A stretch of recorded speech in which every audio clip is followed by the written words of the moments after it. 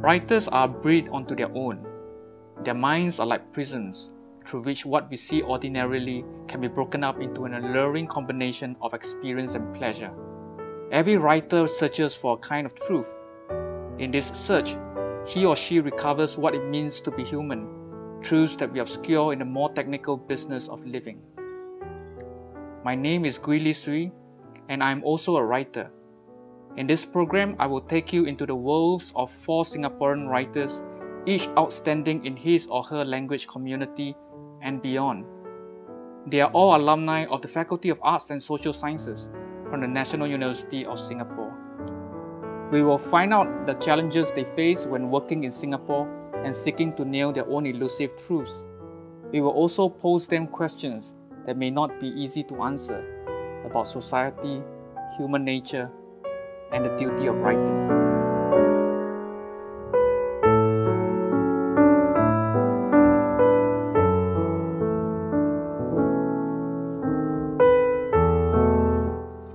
Today, I am talking to Ting Keng Siong.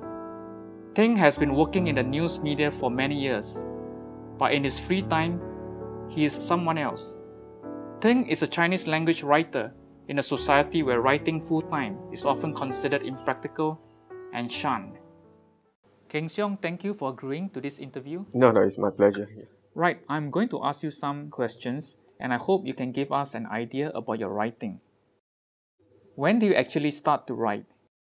So actually, my interest in writing begins way back in my JC time, where it just kind of a process where you self-discovery, when you find that actually writing to you is an enjoyable process, or in fact, the product of your writing actually receive much more appreciation than others. I like to write something that really touches people, and allows people to have the to have a new perspective of certain things, and maybe writing is also a way to express yourself or express your creativity. But what about some of your memories when you were writing in FASS? In FASS, in fact, I took up Chinese studies and Chinese language and double Chinese in during my time in FASS, and there's a lot of opportunity other than those papers. We have some topics. I mean, one is we call it the rewriting of certain those more past poetry, or even those older literature of the earlier literature. Yeah. So we have to rewrite. It's a creative writing class. Yeah, it's a creative writing class. That's why I told you, the decision came when I'm in university, that I decided to bring writing with me throughout my life. I mean, if not, a lot of people after their school time, academic time, I mean, that's it. That's the end of their relation with writing. Even though they are good at it, or even though they are much better, they have the talent in it, because they have to be busy with their other part of their life, maybe their family, their career. And the things more interesting to do. Yeah, more interesting or more rewarding. But what you're also suggesting is that writing is a kind of calling. And it's like, I always say, it's just like a marathon. Even if you win, or you're leading in the first 500 or 800, it don't prove anything, because you can write a piece of work maybe throughout your life, you may have one piece, but to able to be consistently writing and producing works that actually worth reading, that is the challenge.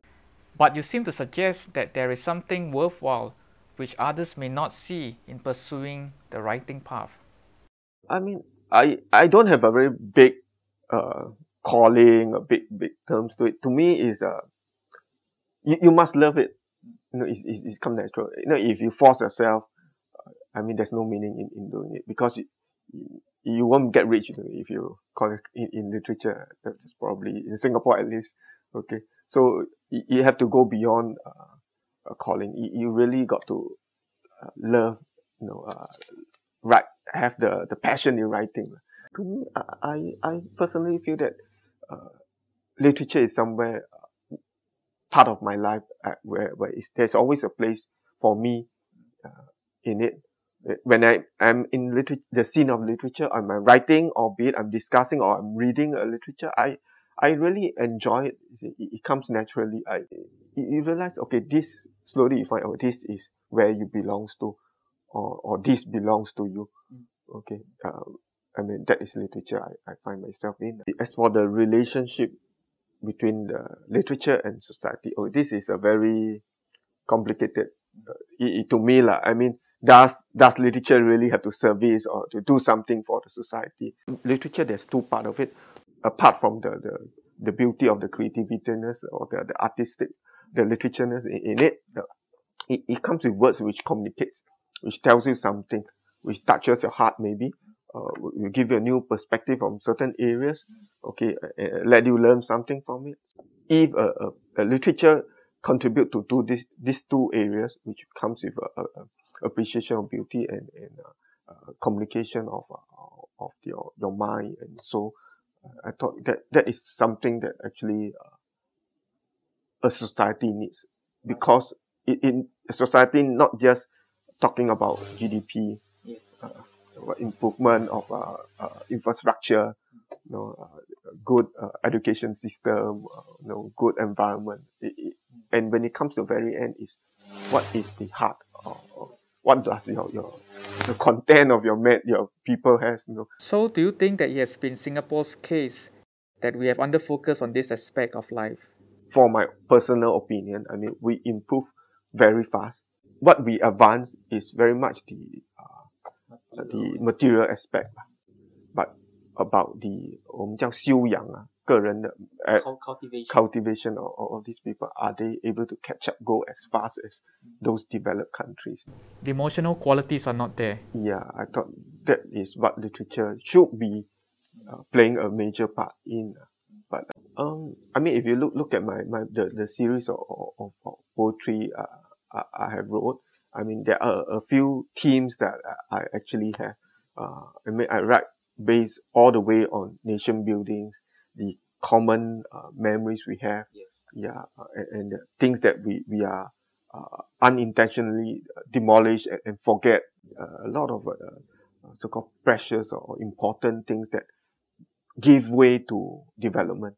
And if we are doing it without great thoughts or deep thoughts, I mean, though we are developing, we may be actually demolishing a lot of very important and precious history of our nation unintentionally. History is something that you can't change. Once one is there, it will be there. But it does has a bearing on your future. I mean, what's in the past molds the future. That's what I always thought. Or even the current situation is the history of the future. So it's always important that you understand it. It may not, or it should not be a burden to you. You should carry, but it's something that you learn from it, and it's something that you should respect. But earlier also you say that literature is something that can't change the world. Yet now you seem to be suggesting that it leaves the possibilities of changing the world in the future. The Chinese have saying, or in fact it's Confucius that said, 三日不读书，面目可憎. That means if you don't read a book within 3 days, you feel that you are actually very empty, or you're not worthy at all. And whenever I'm closer to literature, I always feel that I'm a better person. Right. It does have this amazing force in it. It brings you back to what living should be. Because life shouldn't be just like trying to earn money, trying to establish yourself. Life should be making you feel worthy of living, worthy of staying alive, worthy of finding your place in the society. And that's what literature can bring to you. So literature, whether writing or reading it, cultivates the person. It makes the individual more in touch with his or her state of mind and soul, more reflective, and in the process, more civil. This is what I'm hearing from Ting. My next writer will make the point even more strongly. Rasia Khalil is a prolific writer in Malay, and her writings often engage directly in a broad range of social and political human issues. Thank you, Rasia, for coming down and giving us this interview today. I'm very amazed by the number of books you have done, and I'm curious. What is it that started you writing? For the first few years of my life, I grew up with my grandma, so I had the oral tradition. The characters that the comic tales in Malay, classical Malay literature, I thought they were my friends or her friends. I only realized that they were from books because I think to her, literature is bigger than life.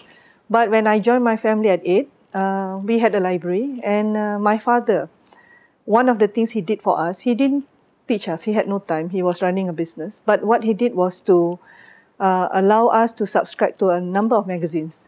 I think it helped. When you read Life magazine and Time magazine, you see the Vietnam War, a lot of those things, the civil rights movement. I think it impacted me. And I come from a minority community in Singapore. So somehow my community is lagging behind. So that was the period you have that awareness. And I was pushed in a way. I needed a voice. So writing is my voice. And what was your writing like at the time? Do you remember? Oh, it was very energetic. I was so idealistic. I wanted to change the world through writing. One of the poems I wrote was titled December 31st, 72 and January 1st, 73. 1973, Venus appears. Venus menjelma. Venus is, inverted comma, the goddess of love. Yes. Because the world was at war all over the world at that point. So I wanted the world to be at peace. And I had this idea that if Venus were to appear or of that nature, that somehow, if we are at peace with each other, instead of bullets, we give flowers. This is the flower generation and all that. People would not have war. We would not have Vietnam. We would not have the Middle Eastern War and African wars and things like that. It was a very idealistic, because I was inspired reading Life magazine. I was inspired by people like Martin Luther King Jr. and Gandhi. At that point, even now, I think we need to have idealism. Yes. If we don't have that, there's nothing. We are just hollow men and women. That's T.S. Eliot. Yes, Eliot. We are just that. Then we are very robotic. I don't think I can live life through that way. What is the relation between idealism and literature? I think it is the marrow of the bone marrow of literature. You need that. You need to have you need to feel. Because with idealism comes hope, or with hope comes idealism, because you want to see things better. I feel greatly for a lot of things. Besides my own community, there are many things, because literature allows me to have it is a prism where one ray of light, which is life, there's so many colors coming out. And literature is one of it, where I actually find my identity, find my sanctuary in literature, because it gives me that freedom. I can go anywhere in literature, because in whatever language it is written, it is beautiful. I feel that way. We started here at the old University of Singapore, we started a magazine, literature magazine that we had none in the Malay world in campus. It was just for literature. And we had one section where I translated a lot of works, poetry from China, India, Russia, Philippines, Asia. We translated that. It is an undergrad piece of work, but we had it from 78 until 84. I think initially when I started, it's just my own self-discovery, playing with words. And I feel very greatly for my community in Singapore. But I talk about war. It is not about Singapore. I felt greatly about, inverted comma, the underdogs and injustice, in a way. Besides, I write a lot about nature and things like that. But I feel that as long as I'm any human being, the race does not matter to me. I happen to belong to this particular race, this particular community. But beyond that, the whole world is my people too. So when there is something which I feel, I will write. And I have written. People may not understand well, but it doesn't matter. It takes time to understand. But I see the voice of humanity in writing. Isaac Belshevik Singer, he writes in Jewish language, Yiddish, but he can always be translated. His voice is the voice of the people of all over. Like in classical Malay literature, there's this guy by the name of Hamzah Fansuri. He writes beautiful poetry. He's the first to write syair, a type of poetry in 17th century Aceh. Even until today, people write about him. During his time, after his time, people burn his book and things like that. So I think basically I'm going through that phase, not the great one, but coming to terms and seeing a lot more. I think I've made peace with life. You also do deal with the position of the woman in society. Do you want to say more? The voice of the woman is not the voice of somebody who just cooks. The woman, I think Malay woman or Asian woman or woman in that, for that matter, they are very ahead in their thinking. Only they may not be very articulate, they may not be highly educated. But there is always that voice. They are stronger personalities. I remember I was a pre-U1, pre-U2 student. I wrote radio plays. So the producer told me, can you change, make the mother cry more? That's melodramatic. Yeah, melodramatic, because that's typical Malay movie, Hindi movie, Chinese movie, basically like that. So I said, no. Because the woman, the mother that brought me up, the grandmother who actually brought me up, they were not like that. I've seen many Malay women, many Asian women within our community, the Chinese and Indian, they are not like that. They don't just cry and do that. Say, yes, you cry. After the tears, what will you do? You know? So you must move on. You will cry, but you have to cry inside. So I see that in my writing too, in a way. I'm not a feminist. Right. I don't believe in that. But I think within the parameters that there is, we can always empower the woman and make them not just tea lady. They are not tea lady. They can be more than that. And they can be thinkers. They were thinkers in the past, within the Malay, so-called Malay historical background. It sounds like a form of feminism anyway. Yes, but it's a different kind. Sure, there are many such women in the Chinese Indian tradition. Because I think the Malay way is, there's always the concept of Buddhi. You must Buddhi bahasa. You must always, you can put across. I always quote this poem. It's a poem by somebody by the name of Rudaki. I translated it. There is a talk between the hornet and the bee. So the hornet say, why is it that you sting and I sting, and yet people like you and don't like me? So the bee said, to sting and still be loved, you must give honey. So so maybe they need to give the honey more because they need to sting. I've been doing that. It's not overtly confrontational. No. It's never that. I've read some other works. It's never that. The way we confront is, you must give honey lah. But you will sting. Do you find that is a way that works well in the culture of Singapore? Yes. Especially political culture? Oh, yes. Yes, you cannot, if you do it blatantly, I think you end up somewhere else. But even though, writing has always been that. I will always quote this. My grandma used to say, when you deal with people, always remember, the skin is given, unless you change like Michael Jackson. But it's just the skin. Take out the skin, the blood is red. It's the same. If you feel sad, the other person feels sad. If we can feel that, it's not because of some political reason or because we are human beings. We care for each other. I think we can evolve a better literature. So I think good novels, good writing, throughout ages will always inspire, hopefully for the better. Because if you are really deep, you cannot run away. The voice will be ultimately the voice of humanity. Because you can start being a Malay, Muslim and things like that, but that voice cannot be just that. The voice of Jalaluddin Rumi is not just about Persia. It's not about the Muslims only. It's about people. Ultimately, it will be that. Hopefully. Razia is very vocal about the role literature must play in society and about its ability to bring hope or solace, if not power, to the underdogs, the voiceless. Her understanding, in a way, stands in sharp contrast to what I'm finding out next from one of Singapore's well-loved English language poets, Dr. Lee Su Ping. I was very interested in poetry from a very, very young age. I think when I was able to read, practically.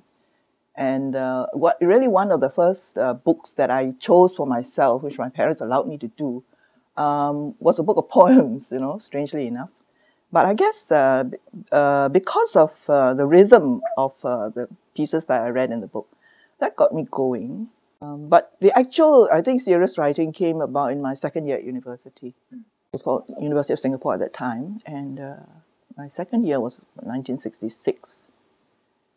We had Professor D.J. Enright as head of department at the time. And we were a very small single subject group.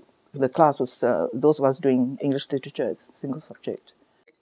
And also among us was Muhammad Haji Saleh, who was the Malaysian writer who already had a huge portfolio of poems. You know, he'd been in teacher training in England, and he showed me some of the things that he had written, and I was amazed, you know, at what he had achieved. So we got to talking about writing and so on. And for me, I think poetry is a way of bringing to life something with pictures in the mind, and also the element of music. To me, poetry is to be heard, you know, not just in your head, but it's to be heard aloud. Besides the other thing, which I found with my very first effort, which is that, I mean, I'm a believer in, you know, how do I know what I think till I see what I say, you know. So for me, that putting into words, the thought that's put into words is, for me, a very important part of what I do. And the words give clarity to what you're thinking. Absolutely, yeah. It just begins a feeling of being provoked by something. You don't quite know what it is, you know. It's not quite formed within you, but you know it needs to come out in some way. And for me, it comes out in writing, because I use the medium of words to discover what it is, you know, that is provoking me. And I'm quite open to what eventually comes out, because as the poem, in a sense, you know, writes itself or brings out this thing that is needing to come out, I accept it. I know that there may be an incident or something which triggers off, you know, this feeling, and then I'm provoked to find out, you know, what is it about this incident that's, you know, bugging me enough for me to want to address it in some way. But I'm quite open to seeing what it is that comes out. It's part of the adventure of it. I've always had a tremendous respect for words, you know, and in my religion, you learn that God created with words. He spoke creation into being, you know. And in my own writing, I realized that, yeah, you do actually create something with words. And for me, that's what I do when I write a poem. I don't just write poetry as such. I write a poem when I can. I see it as the use of words made into a thing with borders, with boundaries, but the effect of which I think goes beyond the boundaries. But I think of a poem as a thing that is created, and its life is more than what I can control. And yet, poetry, you will agree, maybe you may not. I suspect you will. It's not just about words. It's also about the words that are not there, about the silences. It's hard to put this into words, but in every poem, and I think it's true, the better the poem, there is a kind of large silence, you know. There are certain things also which the words accomplish by being there, but they're not really there, and it really depends on what the reader brings to the work also, to be able to grasp what this thing is, this big silence behind the work that is trying to get through also, through the words. And sometimes, I think it has to do with drawing our attention to the inadequacy of words, you know, to what the words can't say. The words say something, but they can't say it all. And that part, you know, which they cannot say, is up to you to grasp. Does poetry change you as a person? I think throughout my life, I see poetry as not so much changing me as growing me in a way, because I discover a lot of things about myself through writing. Some of it is quite dismaying. There was that poem about the famine in Ethiopia. There was this one particular photo that struck me one day that came out in the newspapers. And it seemed to me so much like Madonna in Child, you know, except that it was quite different. There was this emaciated mother, this emaciated child. And it just bothered me so much. I just needed to write that poem, and I knew it was going to be totally inadequate. It's like something, it's a subject I don't want to use this word either, but it's an event, it's a reality of our world, beside which poetry seems beside the point altogether, you know. You feel the total inadequacy of just even addressing this thing with words. And yet, if I hadn't written that poem, I think it would have bugged me for days and days and days, you know. I think this applies to a lot of things I write, but I was particularly conscious of it when I was dealing with that particular event. I need to find out what my relationship is with this particular thing. Be it a subject, a thing, an event, a person, you know. And that's why I write, I think. It's part of that discovery. You know, what do I think? What do I feel about this thing? And in the process, when I do that, I discover what the relationship is. Do you think poetry should be used to change the world? If only it could. I think it changes people. I think it grows people. People change the world. And poetry changes people. Or poetry grows and develops people. So I wouldn't say that poetry has a direct role in changing things in the world. It's far too big a thing to change, you know. I find that somehow the author's relationship with his art, the more authentic you are, the more you are truly yourself when you make that work of art, the more it will speak to other people. You know, I think that's a connection between human beings. You don't set out consciously to do that. You do it for yourself first of all. And if you do it successfully, it will connect with another person. How do you describe the kind of pleasures you take away from poetry, whether reading or writing? Gosh, I think all literature should, and it's not just poetry, should give the reader a greater incentive to go on living. It's just maybe you get a better sense of being alive. You may have more insights into certain things. You may get a humbling experience which puts you in your place, but you realize it's a good place to be. You know, whatever it is, it's something which should give you more reason to want to go on living. Can I zoom out a little bit and ask you, as a poet, what do you feel is lacking in Singapore? I don't know whether we think enough about what we really want out of life. I think it's very easy here because nothing succeeds like success, you know. And you can get carried along, you can live very comfortably, most people here anyway. And before you know it, you're in your 60s, you're in your 70s, you know. What has life really been for you? I don't know. I think there's a danger of us, you know, going along like a big herd, a very well-fed herd, you know, and coming to the end of it and just wondering, you know, what has life been? Maybe sometimes less is more, you know. Less about the big material and physical things. Finally, I'm taking a trip back myself to meet an old friend. Vadi Valagan, also known as Vadi PVSS, or simply Vadi to me, was my coursemate during my student years in the Faculty of Arts and Social Sciences.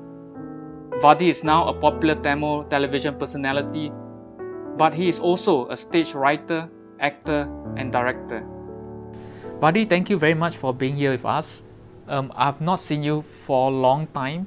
Vadi is one of my buddies from NUS days some time ago, from the Faculty of Arts also. European Studies. And yes, we were in European Studies together. Even at the time, I remember you were deeply active in theatre and all that. Can you roughly trace your interest in theatre and performance in general? Okay, in theatre, younger days, my brother had a drama, a theatre program he was doing. It was like a competition. So he needed a substitute because one of his friends fell ill. So he kind of asked me to come on stage and act. And that was my first experience on stage, I should say. How old were you then? I was 12 years old, 12, yeah. And that kind of kick-started the interest in theatre, in Tamil, I should say, firstly. Because the kind of dialogue was written in actually literary Tamil. So it's very beautiful to listen to and very lyrical.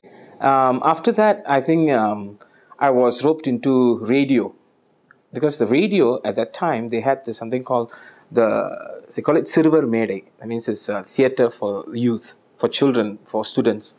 Previously, it was a Tamil center. Usually Tamil is not within the curriculum, it was outside the curriculum. And they had a Tamil center where we had students from various schools coming and doing Tamil under one particular center. And I had a chance of meeting Ravindran, who was a childhood friend. And he also likes to write plays. Unfortunately, at the end of 1988, my friend Ravindran, he died. He passed away. And we decided to actually start this group under his name. So when I was plying my trade, I would say, in Ravindran Drama Group, I used to write plays. And one of the plays called Puyalgal, which was in Storms. It was basically about teenage gangsterism. And NAC picked up that play and they wanted me to do it under Young People's Theatre Festival. And that kind of gave me the recognition from NAC, I would say. And they were kind of earmarking me to do certain plays. For me at that time, I wanted to do Tamil plays because firstly, there was a lack of Tamil theatre at that time. And we were also introducing new, rather than theatrical concepts, the presentation styles were changing. In fact, we were the first Tamil theatre group to actually use theatre in the round, the black box concept, to do a play. And after that, we were also challenging ourselves to do theatre, like street theatre. Of course, street theatre, they don't give us, license to do it, because the government is not very much into street theatre per se, or forum theatre. I wrote a play which was based on AIDS awareness, and worked with the Communicable Disease Center, and we did like a theatre in the round kind of a concept, but it was an open theatre concept. Yeah, all the while we've been doing plays along those lines. It didn't occur to me there are certain, I think, culturally nuanced material that we can actually use. And I was sent to India, I must say, under Ministry of Manpower. I had secondment from MOE. My experience in India was that I felt more like a Singaporean rather than Indian, you know. And that's when it started off a search for my own identity, I would say. For me to find my own history, my own narrative, I wanted to search my history and present it on stage so that everyone would understand. Because I want to do it in English also. One of the main reasons was because I want it to reach out to the non-Tamil speaking audience. So they will know the contributions of the Singaporean Tamils, you know, what they have done and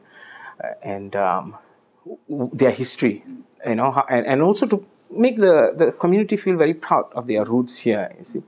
I think today there is a lack of, I should say, identification of each community, or a lack of, I won't say understanding, more of knowing what's happening in the other community. It's increasingly so in the last 10 years, right? The lines are very clear. Very clear. The silos, yeah. Unnecessarily, there are silos created, you know, whether it's Chinese, Malays, or Indians. Indians itself, I don't buy the categorization because it has a historical baggage there. And this is like a colonial baggage, you know, when you see the silos. I'm kind of worried about it. Why? Because for me, a Singaporean identity was created by those exchange, you know, and that is somehow, for me, is disappearing. That's very sad, because when you start to live in your own community, and maybe ghetto communities might evolve, or even stereotypical views might become very stronger. Right. I think when there is no sharing and when there is no connection between the community, these things can become dangerous, I think so. I'm not looking for a melting pot, you know, but that exchange, that the idea of we being one people, you know. Yeah. So for me, as an artist, right, I feel very strongly about this because I'm a Singaporean first. Right. I don't even see myself as an Indian, you see. I always say that Indian is a nationality. You know, I'm a Singaporean. So my artwork, whatever I do, my work on stage, I always want to bring this element of Singaporeanness, this element of togetherness, the element of our history, our past, our narrative, how we were, and the charm of it, you know. Minority syndrome is an issue of numbers games. It's a numbers game, you know. That's what I feel. I always never consider myself as a minority because I tell people I'm a Singaporean. How can a Singaporean be a minority in Singapore? Isn't it? Only when I define myself as an Indian, I have a problem, isn't it? Then you play the numbers game. You say, oh, there are only 3% of you. There's only 4% of you. Don't tell me that. I'm a Singaporean, full stop. I take the pledge. I say, regardless of race, language, or religion, right? Obviously, recently, LKY said that it's a utopia, right? It's something that it's aspirational, which I don't quite agree with him. It is definitely more than an aspiration. And I feel we are a nation who can create the utopia. And we were creating the utopia. Pockets of utopia is there in Singapore. You cannot deny that. It's just that sometimes political realities can create those silos which further divide the people. And, it's something that we have to be mindful of, I think. And I think we should talk down on these things rather than accepting it. Unfortunately, I feel that there are certain things that are happening today which is trying to create the demarcation, and the demarcation is becoming strong, and the younger generation somehow is now looking towards that definition, rather than feeling Singaporean, They bought into the classical Yeah, definition. they fall into the trap, and they're now looking at pan-Indian kind of a grouping or pan-Chinese kind of grouping, which is sad for me. So for me, that is something that I hold dear to my heart, and whenever I do my plays, whether in English or Tamil, I try to bring in characters of different races, and to show that how we, as a community, we have a narrative, very strong narratives that we have. And it is not just particularly Chinese, particularly Indian, or particularly Malay. So much of sharing that's taking place between the community. It sounds like your work already have what you pointed out earlier, a kind of utopian goal. Yes, I sincerely feel arts actually makes the human being more human. I really feel that sincerely, because whether it's a cathartic process that you go through when you see it from the audience point of view, or when you're doing the play, you are trying to actually perpetuate good values, good ideas, and why the play is being staged, among the actors and directors and the stage crew and everyone. So it's a two-way process. There's a lot of sharing that's taking place. And I think there's also a level of intellectualization of issues. When you intellectualize certain things, you make a person think about these things. And when a person thinks about these things, I hope he becomes a better person. From 4 of Singapore's exciting writers, we have learned of what preoccupies them and what drives them madly to create. Their works are inextricably tied to our living and our learning about life and about ourselves as social beings, but first as humans. Therefore, whether or not a society can come to appreciate its writers and what truths and beauties they may reveal, the matter changes little for the writers themselves. They will keep on going, exploring and questioning their own minds and hearts and the world that rises around them. Because after all that is said and done, that is what writers do.